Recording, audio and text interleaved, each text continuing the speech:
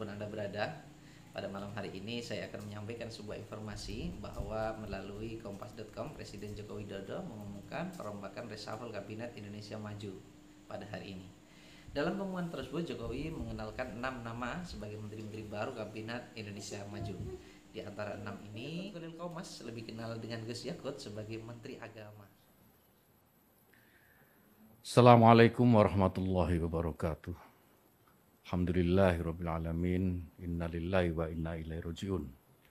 Bapak Ibu sekalian, ketika pertama kali saya mendapatkan berita bahwa saya harus menerima amanah sebagai salah satu pembantu Bapak Presiden dan Wakil Presiden di kabinet ini sebagai Menteri Agama, tentu yang saya rasakan adalah kaget. Karena dalam mimpi yang paling liar saya tidak pernah membayangkan menjadi Menteri Agama.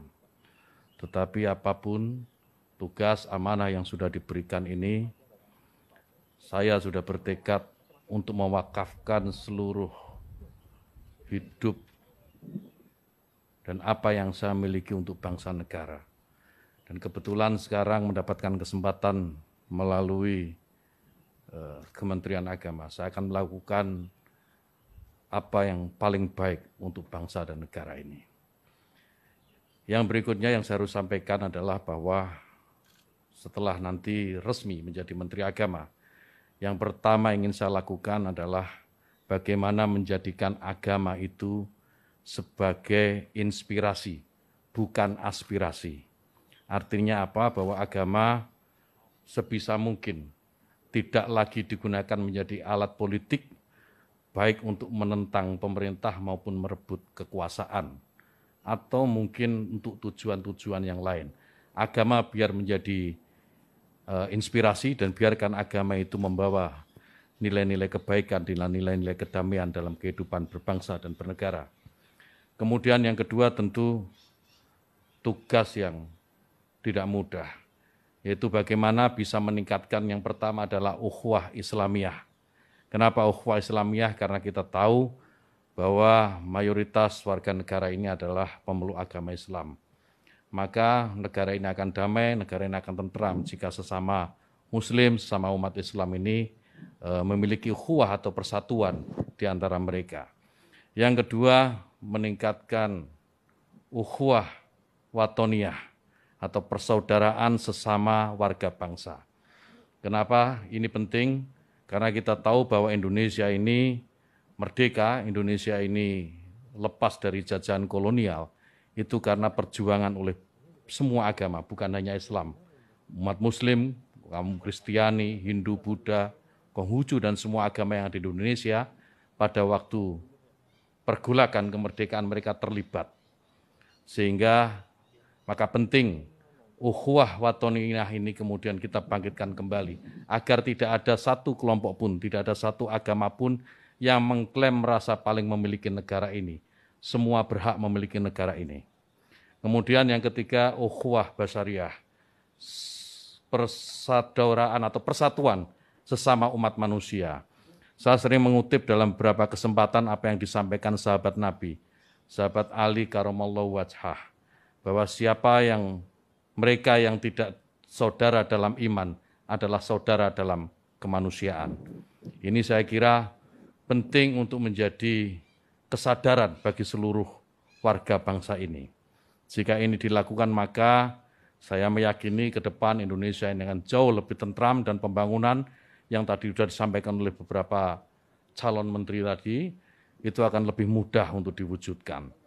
Kemudian yang ketiga yang tidak kalah penting adalah bagaimana bisa memajukan pendidikan agama di lingkungan Kementerian Agama. Pendidikan agama apapun, termasuk tentu di dalamnya adalah pondok pesantren. Bagaimana pondok pesantren bisa didorong mandiri dan pada akhirnya akan melahirkan kader-kader terbaik bangsa, kader-kader terbaik yang bisa memberikan sumbangsih terbaiknya untuk bangsa dan negara. Saya kira demikian. Yang terakhir, mohon doa restu Bapak Ibu sekalian dan seluruh rakyat Indonesia agar amanah ini bisa saya laksanakan dengan sebaik-baiknya. Istiqomah dalam kebaikan dan tentu saja membawa kemajuan bagi bangsa dan negara. Wallahul muwaffiq ila aqwamit thoriq. Wassalamualaikum warahmatullahi wabarakatuh. Terima kasih Pak Gus Yakut. Berikutnya Pak Sakti. Sahabat madrasah dimanapun Anda berada, semoga apa yang disampaikan Gus Yakut bisa memberikan satu siraman tersendiri untuk keyakinan kita wajah Indonesia ke depan, tentunya dalam perspektif penyelenggaraan Kementerian Agama. Saya sangat appreciate dengan apa yang menjadi komitmen Gus Yakut. Beliau mengikrarkan di hadapan seluruh bangsa se-Indonesia berkomitmen untuk menghibahkan atau bahkan mewakafkan seluruh dedikasinya, seluruh yang dimilikinya untuk kebaikan bangsa. Saya pikir ini perlu diikuti oleh seluruh elemen bangsa, karena memang bangsa itu selalu menanti apa yang bisa dibaktikan anak-anak ini kepada bangsa. Sebagaimana seorang ibu bapak menunggu, memastikan kalau dia itu adalah anak yang baik, pasti dia akan berbuat baik kepada orang tuanya. Sama halnya sebagai anak bangsa juga harus menunjukkan baktinya kepada bangsa ini, dan itu sudah dilakukan Gus Yakut sebagai komitmen yang disampaikan pertama kali setelah dipilih menjadi Kemenak, Menteri Agama, menggantikan Bapak Fakhrul Razi.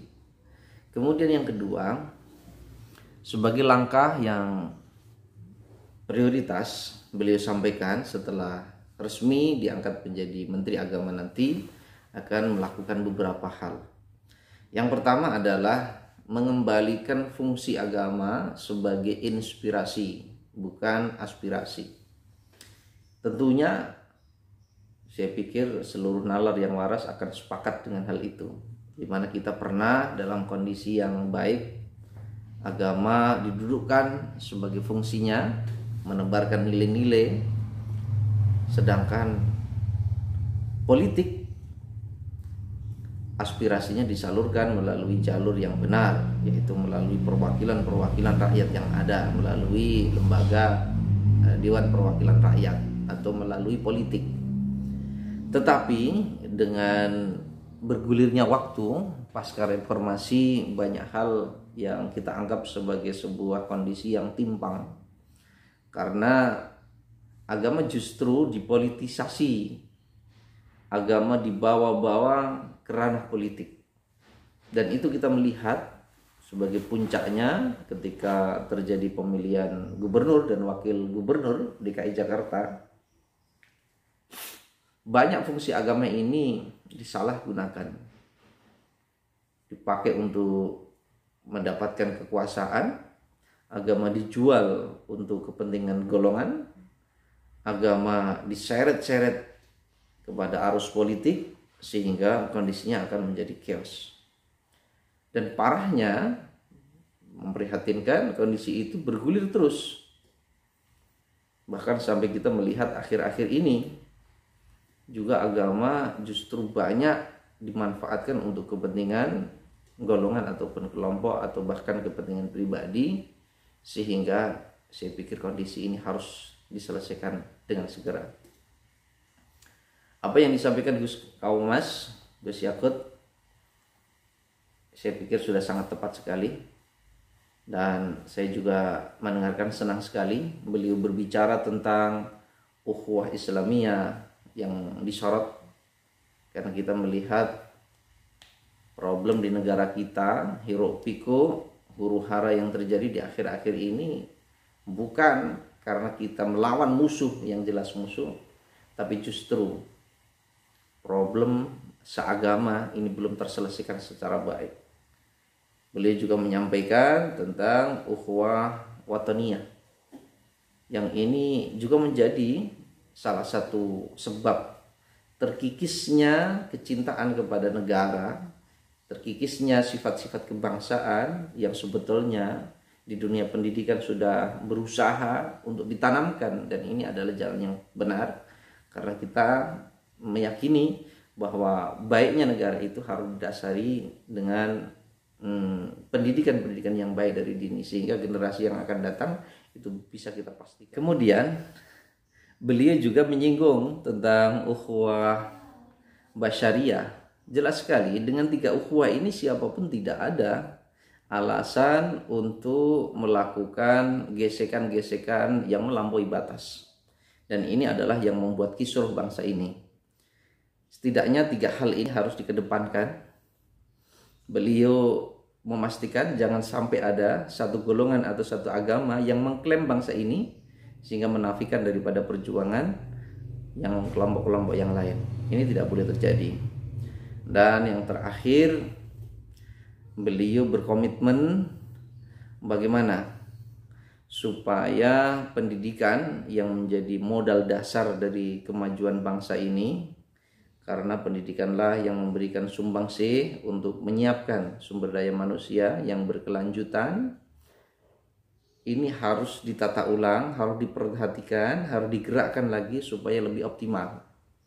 Dalam hal ini tidak terkecuali adalah lembaga pendidikan pesantren yang sudah memberikan bukti konkretnya bisa ikut andil, bukan saja berbicara tentang berbagai dinamika yang terjadi saat ini, tetapi pesantren telah membuktikan untuk memberikan khidmah kepada bangsa ini, mulai dari merebut kemerdekaan, kemudian merancang bagaimana negara ini harus didirikan dan harus ditata dengan baik.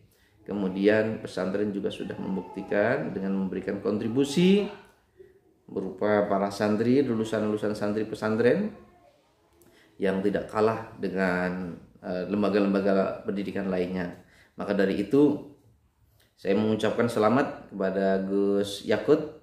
Semoga beliau apa yang menjadi keinginan dan menjadi pernyataan ini bisa diijabah dan dikabul oleh Allah Subhanahu wa taala. Yang pertama, beliau meminta agar selalu istiqomah di dalam kebaikan. Ini sangat penting sekali karena kita tugas hidup ini adalah satu memang, yaitu untuk berbuat kebaikan. Karena dengan berbuat baik inilah yang dicinta oleh Allah. Innallaha yuhibbul muhsinin. Dan ini adalah menjadi tujuan kita bersama, bukan hanya sekedar cinta kepada Allah, tetapi kita berharap bisa dicintai oleh Allah. Aradallahu an takuna mahbuban la muhibban. Allah berkehendak kita bisa dicintai Allah dan bukan hanya sekedar mencintai, karena banyak yang mencintai tetapi tidak dicintai. Itu tidak enak itu. Bertepuk sebelah tangan ya. Sebetulnya sudah baik mencintai, tapi alangkah lebih mulianya orang yang dicintai. Selebihnya semoga beliau diberikan kesehatan, diberikan umur panjang di dalam mengelola Departemen Agama nanti, bisa baik adanya dan bisa meningkatkan hajat dan martabat dari seluruh sivitas akademika yang ada di bawah naungan Departemen Agama. Sekian, terima kasih Gus Yakut. Selamat untuk amanah baru. Saya yakin Gus Yakut sudah membuktikan selama ini di